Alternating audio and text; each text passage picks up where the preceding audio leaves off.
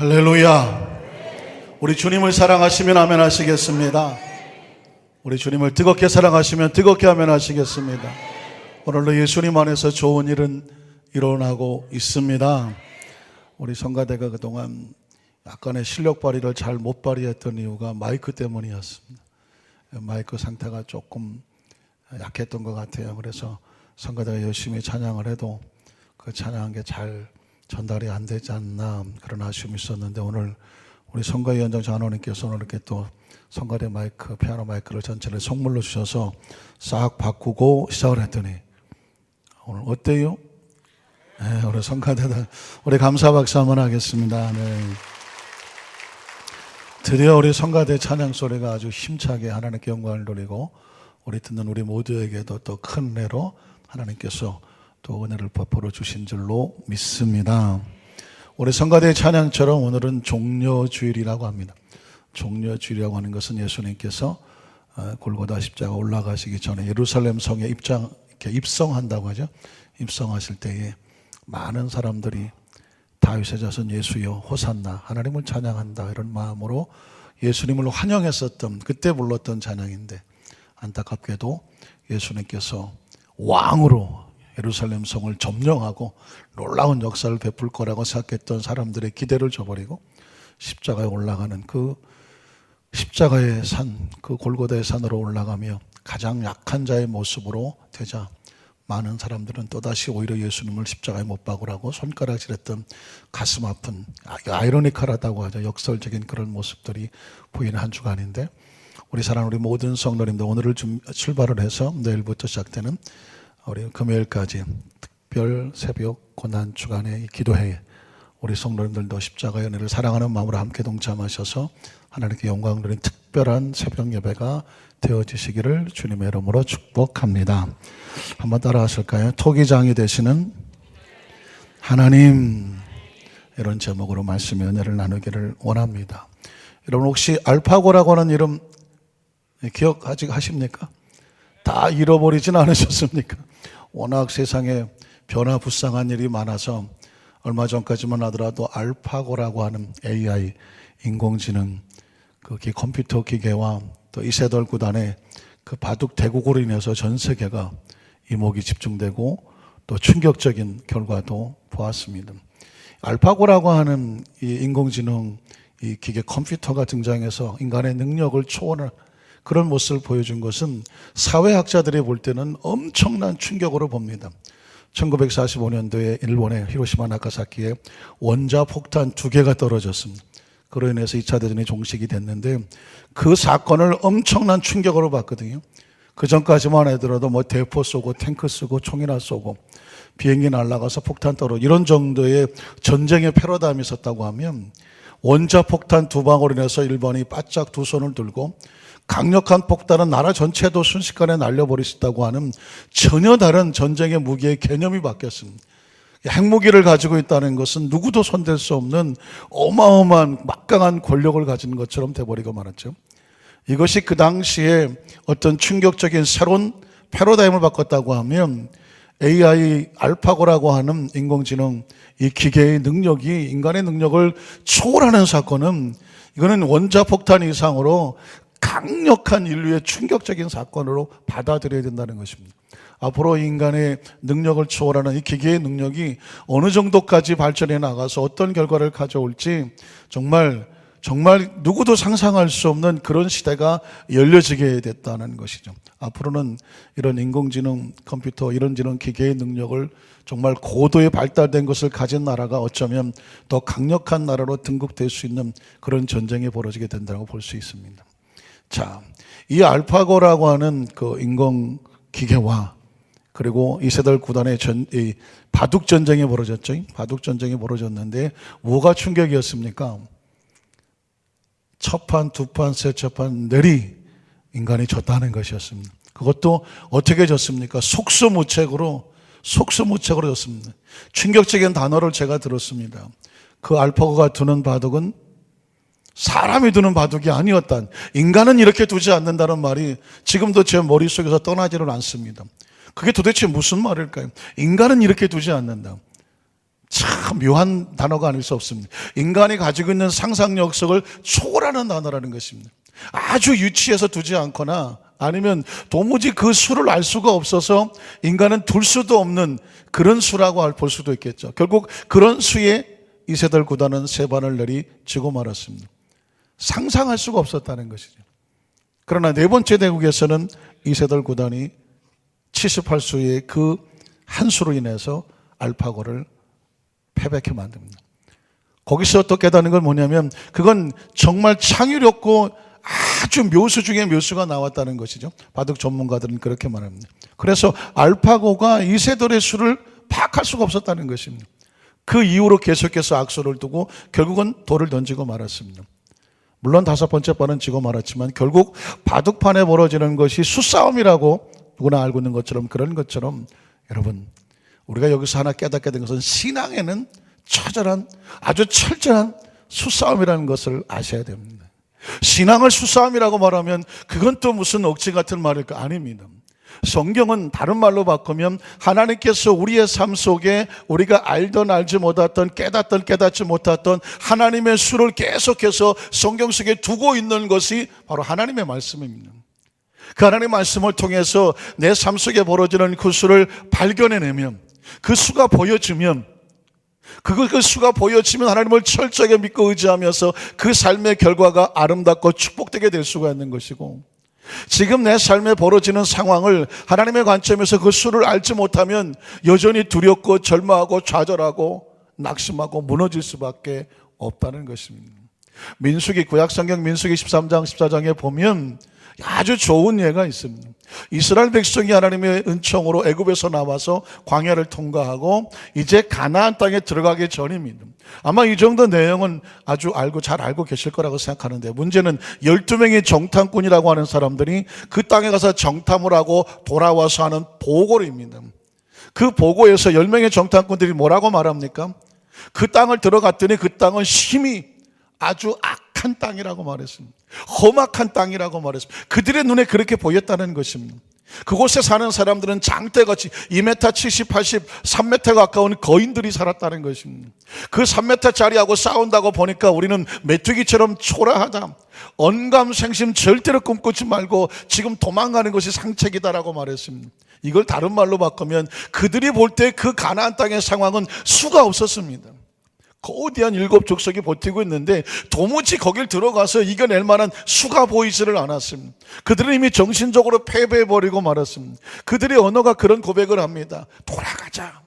차라리 여기서 죽는 것보단 애굽 땅 가서 죽는 게 노예로 사는 게 훨씬 낫다라고 그들은 돌을 던지고 돌아선 것과 같습니다.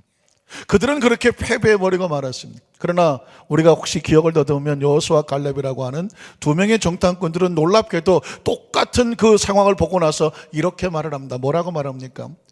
그 땅은 심히 아름다운 땅이라고 말합니다. 하나님께서 우리를 기뻐하시면 그 땅을 우리에게 주신다고 말합니다. 우리를 그리로 인도하신다고 말했습니다. 여호수아 갈렙의 눈에 그 땅에 놀라운 묘수가 보이고 있었던 것입니다. 그 땅이 우리의 것으로 보였다는 것입니다. 수가 보이지 않으면 절망이지만 수가 보이면 그 가나안 7족속도 우리의 무엇이다? 밥이라고 말했습니다. 요즘 밥맛이 없으면 우리의 짬뽕이다, 뭐 탕수육이다 그러셔도 됩니다. 어쨌든 우리를 위한 것이다라는 것입니다. 똑같은 상황을 보면서 하나님의 계획의 수가 보이면 야 이건 나한테 좋은 거다라고 받아들일 수가 있는데 하나님의 계획과 수를 알지 못하면 왜 나한테 이런 일이 일어나며 절망하고 좌절하고 심지어 신앙을 잃어버리고 세상으로 무너져 버릴 수도 있다는 것입니다.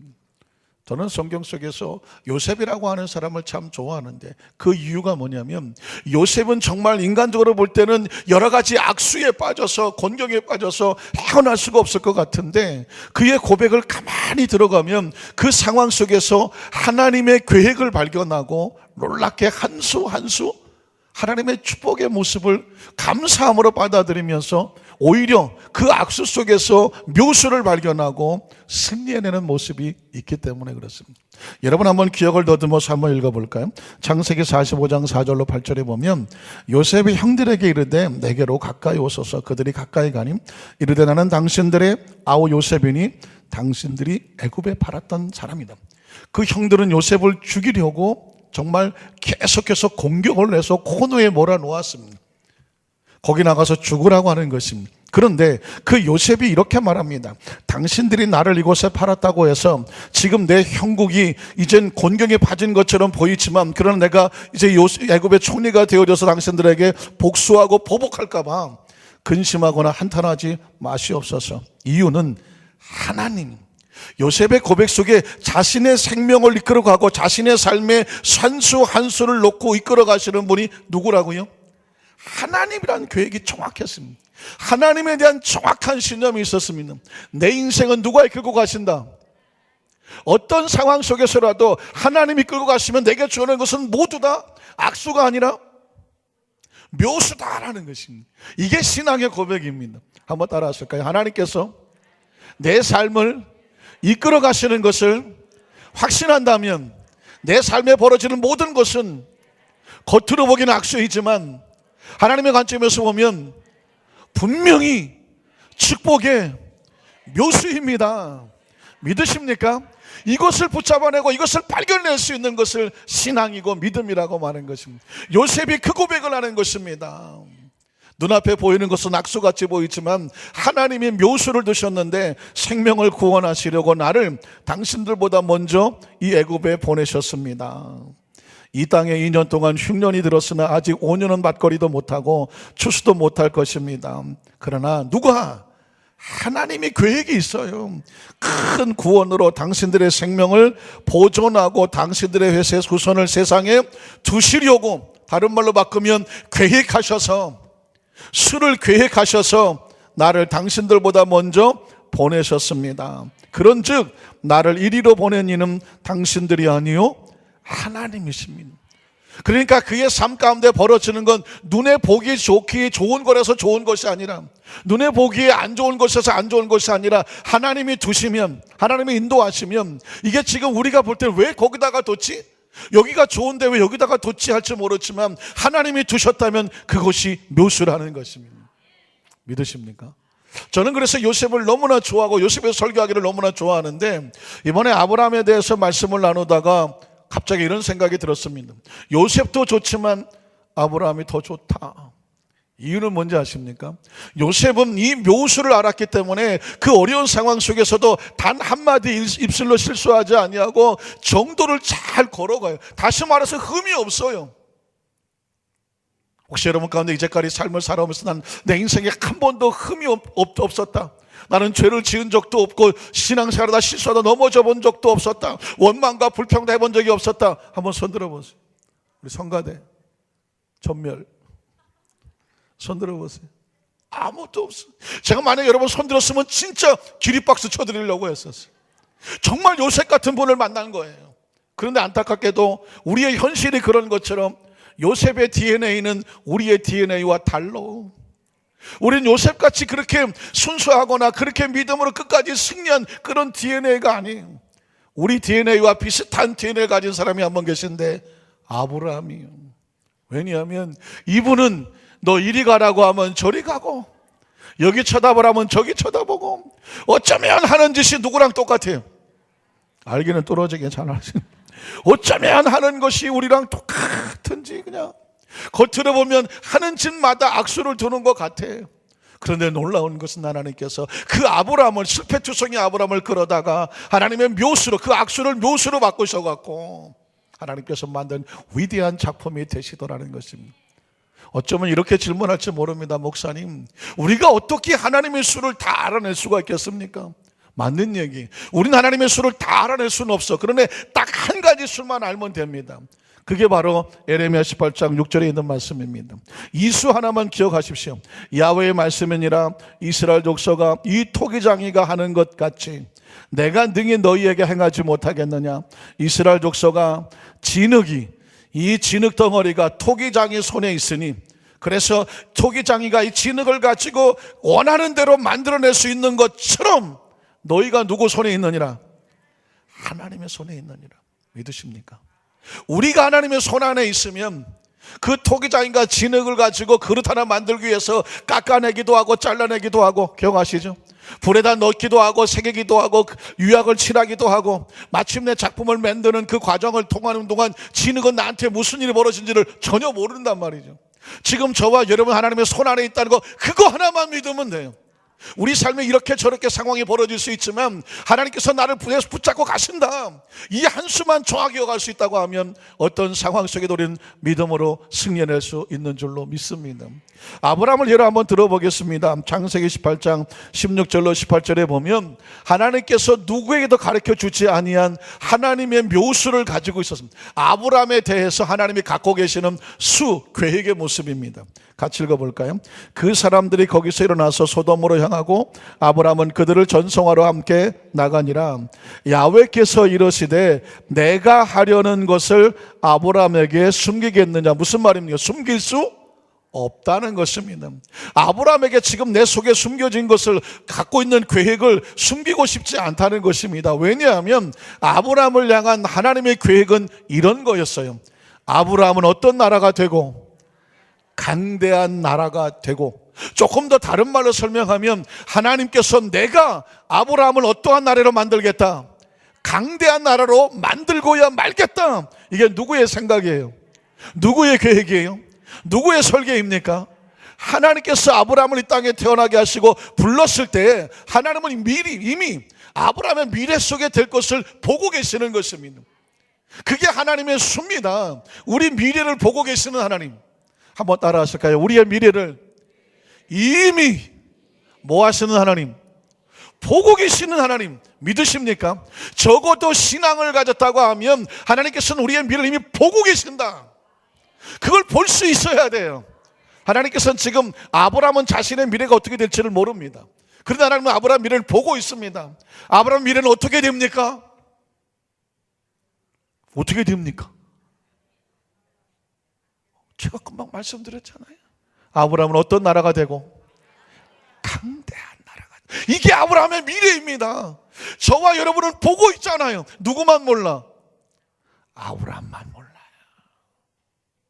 자, 하나님은 아브라함을 향해서 이 사람은 강대한 나라가 되고 천하 만민은 그로 말미암아 무엇을 받을 것이다? 복을 받게 할 사람이야. 아브라함은 모르지만 하나님은 아브라함의 미래 속에 그런 수를 두고 계시는 것입니다. 사랑하는 성도 여러분, 자, 아브라함은 전혀 이런 자기 미래가 어떻게 될지를 모르지만 현실은 힘들고 어려운 과정을 지나갔지만 이런 강대한 나라가 될 아브라함에게 왜 그런 시련이 다가오느냐? 하나님께서 만들어가는 과정이 필요하기 때문에 그렇습니다.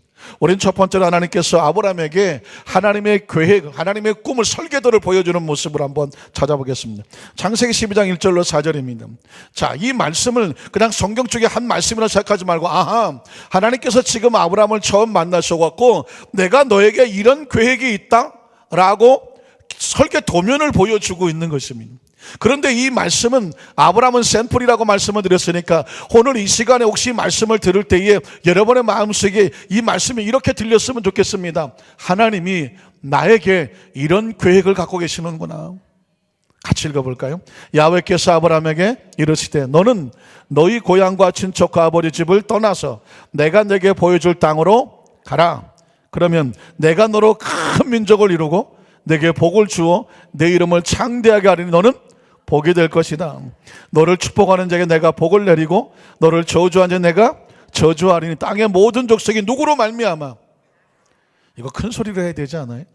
땅의 모든 족속이 누구로 말미암아? 나로 말미암아. 하나님 보시기에는 너로 말미암았지만 말씀을 들 때 이 말씀이 나를 향한 하나님의 계획이라고 말하면 나로 말미암아 무엇을 얻어요? 복을 얻게 될 것이다. 저는 그래서 이 말씀을 묵상할 때마다 이렇게 기도합니다. 하나님, 우리 안산교회 성도들에게는 이런 복을 내려 주시옵소서. 가정에서, 사업에서, 직장에서 어디를 갖다 놓아도 우리 교회 성도들로 인하여 그 가정이 복을 받게 하여 주시옵소서. 우리 성도들로 인하여 그 사업이 복을 받게 하여 주시옵소서. 우리 성도들로 인하여 공동체에 복을 받게 하여 주시옵소서. 아멘이 잘 안 되시는 분 한번 손 들어보세요. 왜? 그런 생각을 해본 적이 없어. 나 때문에 잘 된다는 생각을 해본 적이 없어. 사랑하는 성도 여러분, 나 때문에 잘 된다는 것은 내가 교만하는 것이 아니라 내가 하나님 앞에 올바로 서서 하나님의 복을 받은 자가 돼서 나로 인하여 나와 함께하는 공동체가 복을 받게 하여 주시옵소서. 거룩한 꿈을 꾸게 되시기를 주님의 이름으로 축원합니다.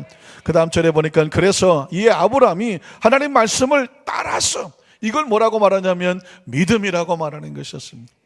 또 그 자리 다음에 보면 롯도 그와 함께 갔으며 아브라함이 하란을 떠날 때 75세. 여기서 아브라함의 치명적인 실수 하나를 하죠. 누가 같이 따라갔어요? 롯도 그와 함께 갔다. 왜 그랬을까요? 나이가 75세예요. 롯은 아브라함의 형의 아들이니까 조카예요. 젊은 조카, 아들이 없으니까 조카라도 하나 데리고 가야 인간적으로 의지할 것 같았어요. 그래서 유명한 조카 하나가 있습니다. 어떤 분이 성경을 읽다가 목사님, 로또를 사는 것이 하나님의 뜻이군요. 그래서요. 왜 그런 얘기를 하냐고 했더니 아브라함이 로또를 샀다고 그랬어요. 로또가 어디서 나오나 했더니 족이 나오네. 로또가 왕이에요. 근데 그 로또가 그 로또는 아니에요. 어쨌든 아브라함은 로또란다. 조카 롯을 데리고 갖는 게 치명적인 실수였었습니다. 자, 어쨌든 이 가나안 땅에 들어가면 너에게 큰 축복의 문이 가나안에서 열릴 거라고 말했습니다. 그러나 아까도 말씀드렸지만 아브라함이 안타깝지만 그렇게 호락호락 말을 잘 듣는 사람은 아니었던 것 같아요. 창세기 12장 10절에 보니까 뭐라고 말합니까? 그 땅에 뭐예요? 하나님 가라고 한 그 땅에 기근이 들었으므로 아브라함이 어디를 가요? 애굽에 거류하려고 그리로 내려갔으니 이는 그 땅에 기근이 심하였습니다. 우연의 일치일까요? 요셉은 하나님의 꿈을 꾸고 어디로 끌려 내려갑니까? 애굽으로 끌려 내려갔습니다. 아브라함도 하나님께서는 자신의 미래에 대한 설계대의 꿈을, 그 축복의 말씀을 듣고 이 아브라함도 애굽으로 내려갑니다. 그런데 보십시오. 요셉은 자신이 원해서 내려간 게 아닙니다. 하나님의 계획에 의해서 끌려 내려간 것입니다. 그래서 그는 애굽에서 무엇을 받습니까? 복을 받았습니다. 그러나 아브라함은 애굽에 왜 내려갔습니까? 자기가 하나님의 말씀에 따라서 순종하지 못하고 자기 계획, 자기 마음대로 애굽에 내려갔습니다. 거기 좋은 일이 날까요? 슬픈 일이 날까요? 슬픈 일이 날 수밖에. 그래서 여러분, 아브라함이 애굽에 내려갔다 누구를 빼앗길 뻔했습니까? 아니, 빼앗겼습니까? 아내 사례를 빼앗기고 말았습니다. 그래서 어떤 사람 말하기를 철야 예배가 언제 생겼냐, 기원을 찾아보다가 아브라함이 아내를 빼앗기고 그 밤에 슬피 울며 하나님께 부르짖어 기도하다가 밤새도록 기도하다가 무슨 예배가 생겼다? 철야 예배가 생겼다는 설이 있습니다. 설. 뭐 그렇다고 그때부터 철야 예배를 드렸는지 모르지만 그렇다고 해서 아닌 것도 아니에요. 왜냐하면 아브라함이 아내를 빼앗기고 나서 그 밤에 두 다리 쭉 뻗고 잠을 들었더라. 인간도 아니죠. 어떻게 그렇게 합니까? 어쨌든 아브라함은 그 밤에 잠을 이룰 수가 없었어요. 아마 하나님께 부르짖어 간구했을 것입니다. 저는 우리 안산교회 성도들이 철야 예배에 이 성전을 가득 채우는 기도의 용사들이 되기를 간절히 주님의 이름으로 축복합니다. 왜냐하면 하나님께서 우리에게 철야 예배를 얼마나 소중히 여기시는지 그 예배에 나오셔서 치료받는 성도들이 한두 명이 아니에요. 최근에도 보니까 엊그저께죠. 그 며칠 예배 때에 예배를 마치고 하는데 한 성도님께서 간증을 하시더라고요. 머리도 아프고 여러 가지 힘들고 어려운 일이 참 많았었는데 그 예배를 드리는 가운데 집중이 안 되잖아요. 머리가 아프고. 그런 딱 하나, 그 목사님 얼굴만 쳐다봤대. 말씀을 선포하는 목사님 얼굴만 쳐다보려고 죽자사죠. 여러분, 그렇게 해보신 적 있으십니까? 예배 시간에 참석해서 죽기 살기로 저만 쳐다보신 적 있으십니까? 손들란 말을 못하겠네. 그런데 여러분, 이 분은 너무 머리가 아프고 여러 가지 어려운 문제가 있으니까 내가 살아야 되겠다는 마음을 가지고 말씀을 듣고 싶은 마음으로 쳐다본 거예요. 집중해서 말씀을 들었다는 얘기와 같습니다. 그런데 어떤 일이 벌어지냐면 그 영적으로 누르고 있었던 막 이 머리를 눌렀던 것 같아요. 그런데 이 전선이 불이 타면 툭툭툭 꺼지는 것처럼 같이 머리에서 그냥 줄이 툭툭툭 끊어져서 내려가더라고요. 툭툭툭 떨어져 나가고 머리가 맑아지고 편안해지고. 그래서 목사님, 내가 얼굴이 편해지고 마음이 편안해졌어요 라는 간증을 하시더라고요. 그 제가 그 본 모습을 보면서 깜짝 놀란 게 기도할 때 보니까 얼굴이 편안하시더라고요. 2부 때는 하나님께 영광의 박수가 올라가는데 우리 3부는 없는데 하나님께 우리 감사의 박수가 드립니다. 왜 하나님 영광 받으셔야 되냐면 혹시라도 여러분이 오해하실까 봐 하는 거예요. 그 성도님은 고백하기를 목사님이 얼굴만 쳐다봤다고 그렇게 얘기합니다. 그게 저 얼굴 쳐다봤다는 게 아니죠. 말씀을 들으려고 하나님에 대한 집중을 했다는 것입니다. 그런데 그 말씀이 나가니까 말씀이 검이 되고 능력이 돼서 영적으로 묶고 있는 거 다 끊어버리는 거죠. 말씀을 듣다가 고넬료의 가정에서 베드로가 설교하니까 성령의 세례가 임하기도 했습니다. 어떤 사람 말씀 듣다가 성령을 받기도 하고 방언이 터지기도 하고, 어떤 사람 말씀을 듣는데 귀신이 떨어져 나가기도 하고, 말씀을 듣다가 치유 역사가 나타나기도 합니다. 어떤 사람은 말씀을 듣는데요, 그 손 가운데 동상으로 시커멓게 죽었던 그 손이, 그 말씀을 듣는 가운데 손이 움직여지면서 치유되는 걸 경험하기도 합니다. 왜냐하면 하나님의 성령께서 운행하시면 기도하다가도, 말씀을 선포되다가도, 붙잡고 찬양하는 가운데도 하나님 어떻게 역사하실지를 몰라요. 저는 그래서 우리 안산교회 하나님의 백성들이, 우리 성도들이 정말 이 철예배에 이 성전을 가득 채우는 역사였으면 좋겠습니다. 왜냐하면 주일 예배는 주일을 성수한다고 말하잖아요. 그러니까는 주일을 성수한다는 개념이 지켜야 된다는 개념이 강해. 그러나 수예배나 철예배 같은 경우는 스스로 나오는 거거든. 스스로 나와서 하나님 앞에 간구하여 기도하는 것이거든요. 금요 철예배는 왜 드리는 거냐면 금요일을 성금요일이라고 말하거든요. 예수님이 십자가에 올라가서 몸짓고 피 흘리시는 날이 금요일이에요.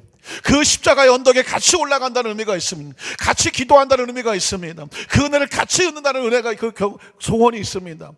그리고 금요일, 토요일 지나고 주일은 무슨 요일이냐면 주님이 부활하신 날입니다.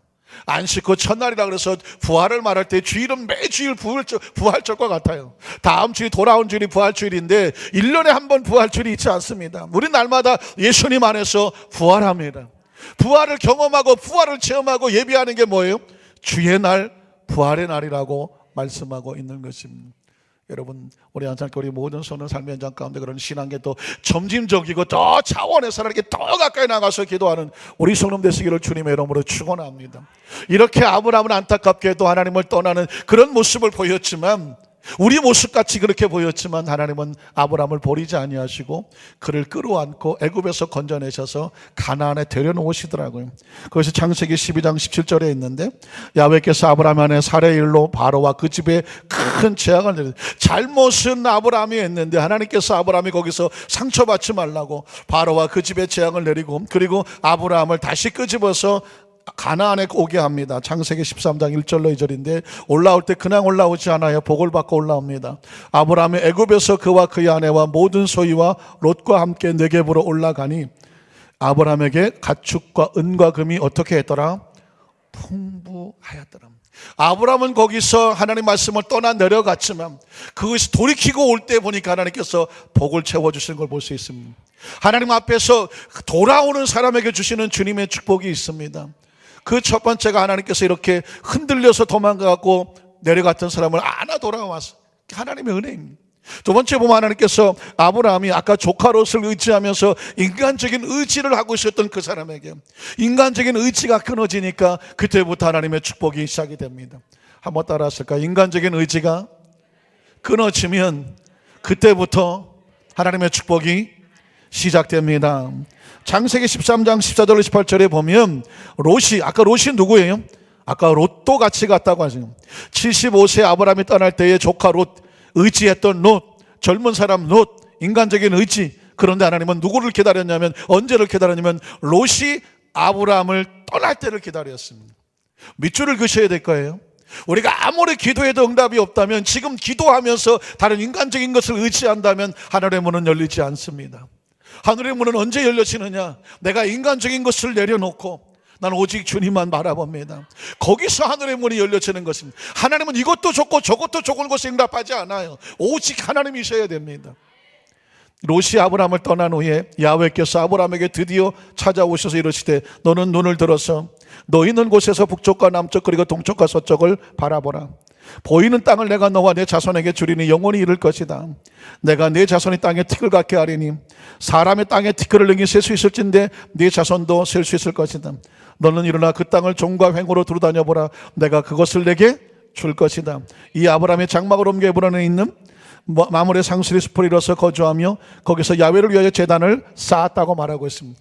롯이 떠나고 나니까 하나님의 축복이 시작이 되었다는 것은 강력한 우리의 메시지입니다.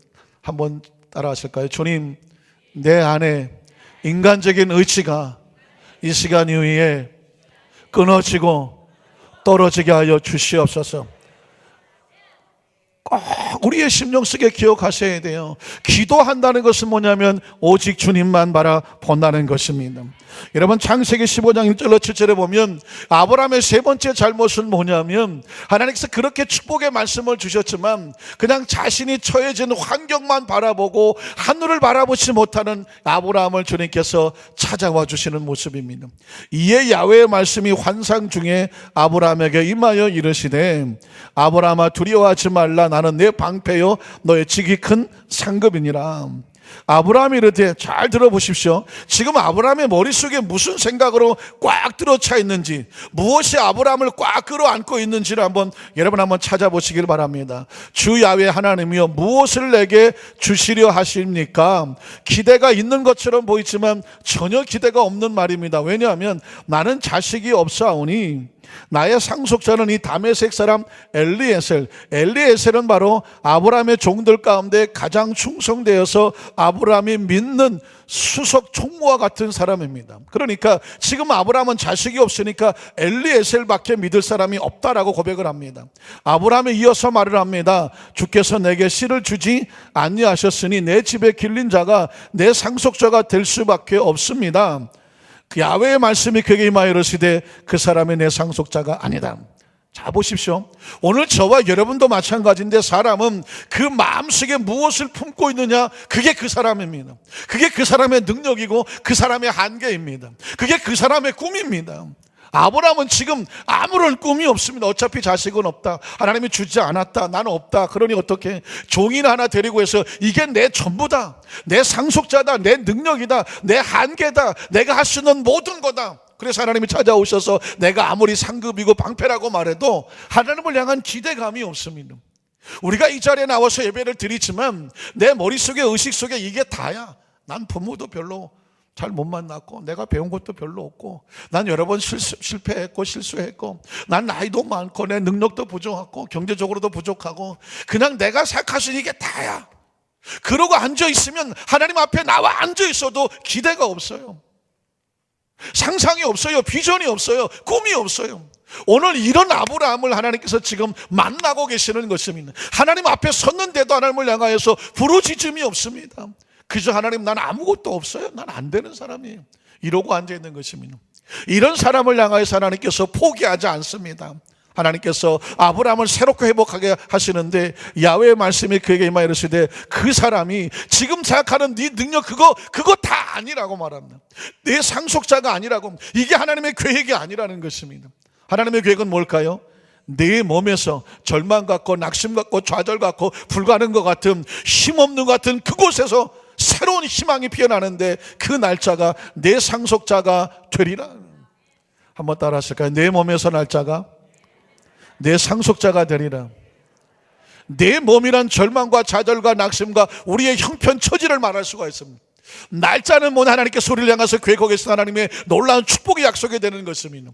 그 상속자가 된다는 것은 하나님의 계획이라는 것입니다. 한번 따라 하실까요? 나를 향하신, 내가 보지 못하는, 내가 상상하지 못하는, 내 능력을 초월하는 누구의 계획이 있다? 확실하십니까? 하나님의 계획이 있습니다. 내 몸에서 날짜가 내 상속자가 될 거야. 그러니 절망하지 마, 좌절하지 마, 계산하지 마, 포기하지 마, 미리 결론 내리지 말라는 것입니다. 아브라함은 자신의 인생을 결론 내리고 있어요. 하나님은 포기하지 않았는데 포기하고 있어요.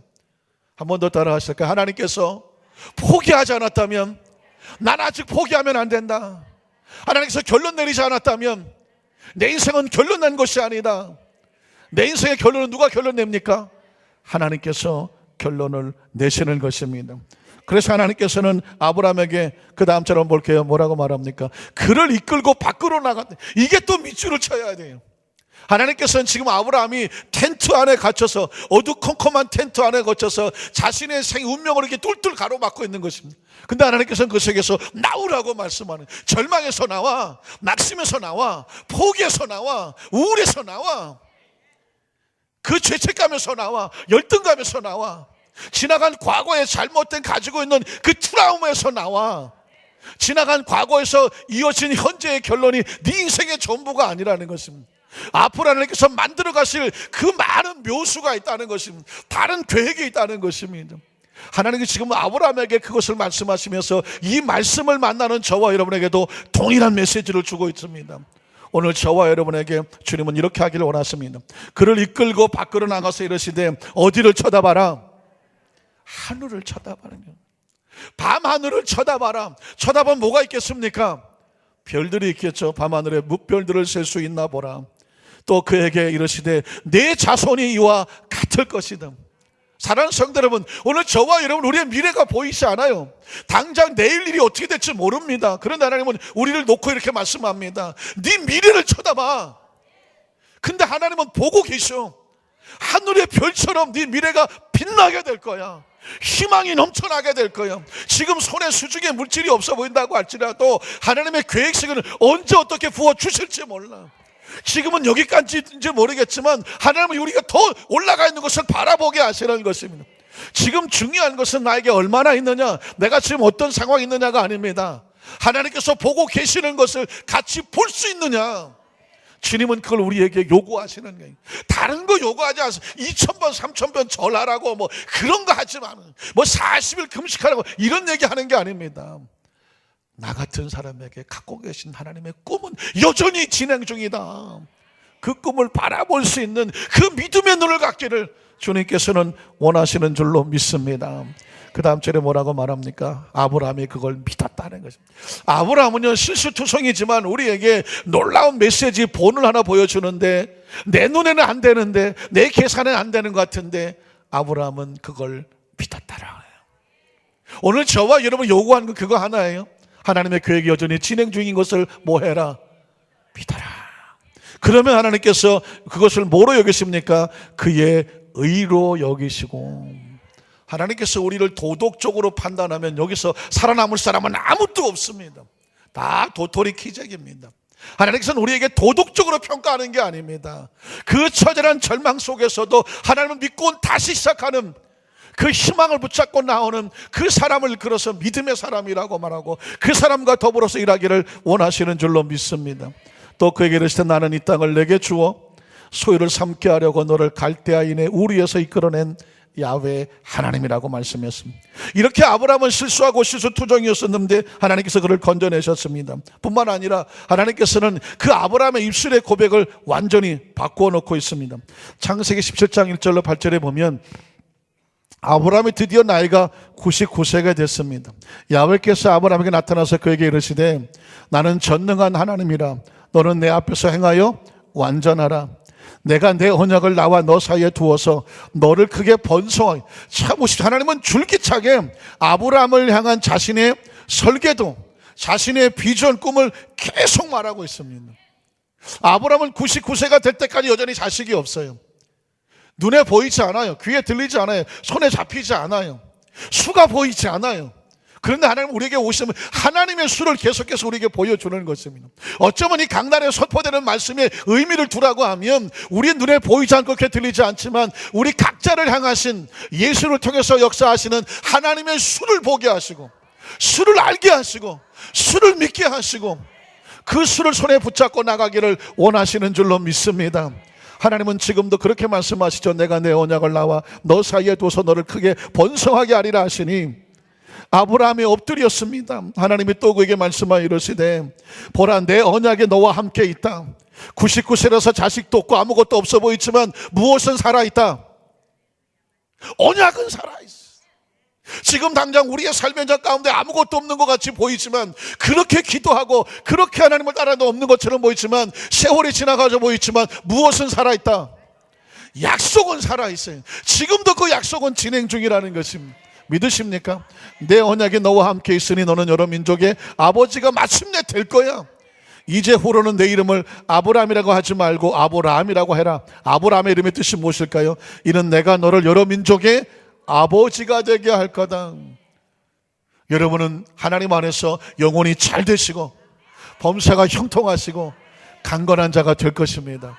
믿으십니까? 오늘 하나님께서 이 말씀을 통해서 누구도 이런 말을 못해요. 왜? 우린 서로 바라보면 그냥 도친 개친이야. 도토리 키재기. 또 우리 눈으로 바라봐야 보이지도 않아. 누가 보셔야 돼요? 하나님이 우리를 보시면 이렇게 말해요. 너는 여러 민족의 아버지가 됩니다. 우리 자우기씨 한번 축복해 봐 주세요. 당신은 믿음 안에서 위대한 거부가 됩니다. 잘 안 되십니까? 도대체 거부가 될 것 같이 보이지 않습니까? 선포하세요. 다 하나님 안에서 축복의 거부가 됩니다. 영적인 거부가 됩니다. 사랑의 거부가 됩니다. 용서의 거부가 됩니다. 은혜의 거부가 됩니다. 믿으십니까? 믿음의 사람은 서로를 바라보면서 그 사람의 지금 생긴 모습을 바라보는 것이 아니라 하나님의 계획을 따라서 선포하는 것입니다. 내가 너를 여러 민족의 아버지가 되게 함이라. 내가 너로 심히 번성하게. 아멘 안 하세요? 내가 너로 심히 번성하게 하리니 내가 내게서 민족들이 나게 하며 왕들이 내게로부터 나오리라. 내가 내 언약을 나와 너 및 내 대대 후손 사이에 세워서 영원한 언약을 삼고 너와 내 후손의 하나님이 되게 할 것이다. 내가 너와 내 후손에게 내게 거류하는 이 땅 곧 가나안 온 땅을 주어서 영원한 기업이 되게 하고 나는 그들의 하나님이 되리라. 성경을 읽다가 보면 많은 사람들이 도대체 무슨 말인지 모르겠다고, 어떤 건 허무맹랑하고 어떤 영어는 도무지 이해도 안 되고 상상도 안 되고 계산도 안 된다고 말합니다. 왜 그럴까요? 우리 인간의 눈으로 하나님이 하시는 일을 보지 못하기 때문에 그래요. 그러면서도 말씀을 선포해야 되는 이유는 뭐냐면 하나님의 자녀들은 하나님께서 계획하신 것을 볼 수 있는 믿음의 눈을 가지라고 하는 것입니다. 그런 관점에서 하나님의 말씀을 보면 그 말씀 속에 펼쳐지는 놀라운 세계는 정말 날마다 기적이고 날마다 은혜고 날마다 축복인 줄로 믿습니다. 아브라함의 이름만 바꾼 것이 아닙니다. 창세기 17장 15절 19절에 사라의 이름도 바꿔버립니다. 하나님이 또 아브라함에게 이르시되 내 아내 사라는 이름을 사라라 하지 말고 사라라고 하라. 사라 이름의 뜻이 뭘까요? 내가 그에게 복을 주어 그가 내게 아들을 낳아주게 하면 내가 그에게 복을 주어 그를 여러 민족의 어머니. 그게 뭐라고요? 사라라는 것입니다. 되게 하린. 기억하십시오. 되게 한다는 말도 중요합니다. 사라의 능력으로 되는 것이 아니라 하나님이 되게 하신다는 것입니다.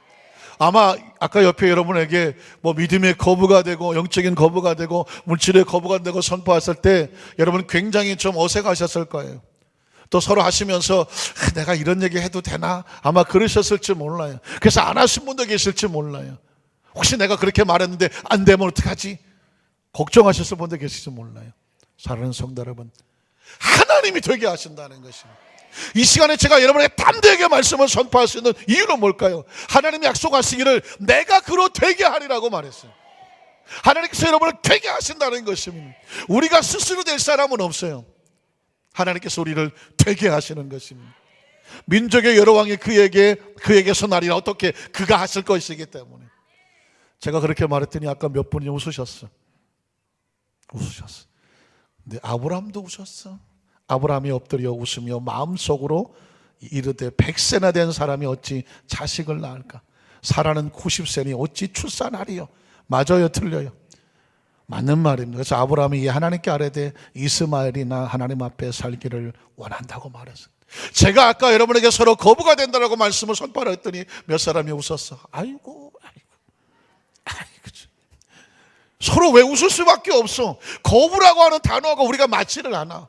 그러나 하나님께서 말씀하시죠. 뭐라고 말합니까? 아브라함도 거기서 웃었어.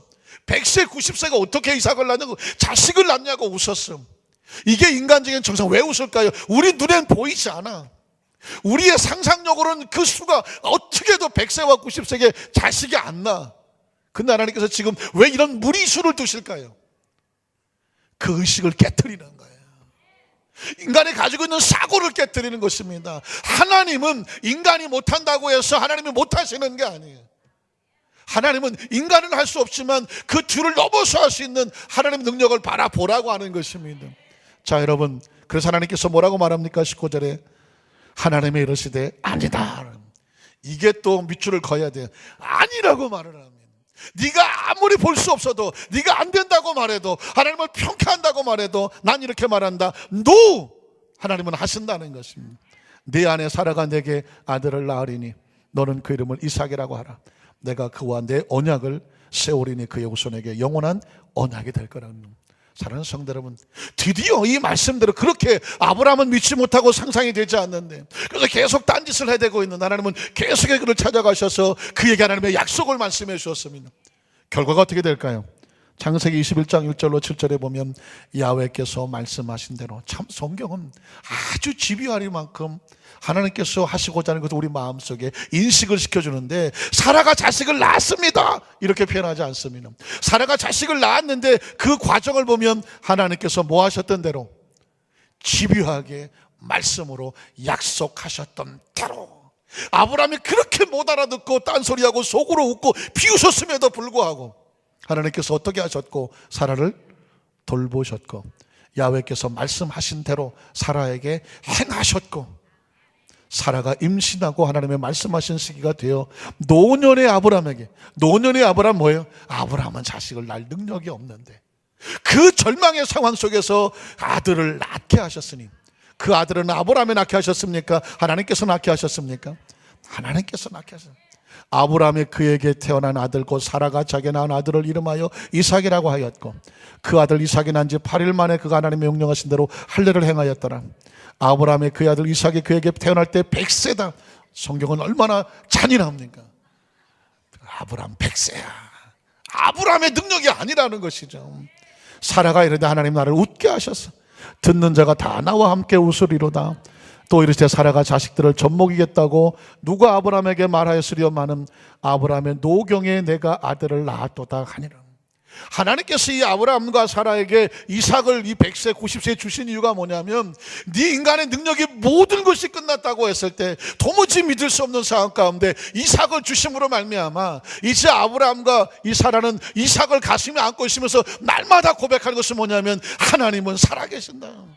하나님이 말씀하시면 기적은 일어난다는 것이고, 그 이삭은 자신들의 자식이 산물이 아니에요. 이삭을 보면서 믿음을 키울 수밖에 없어요. 믿으십니까?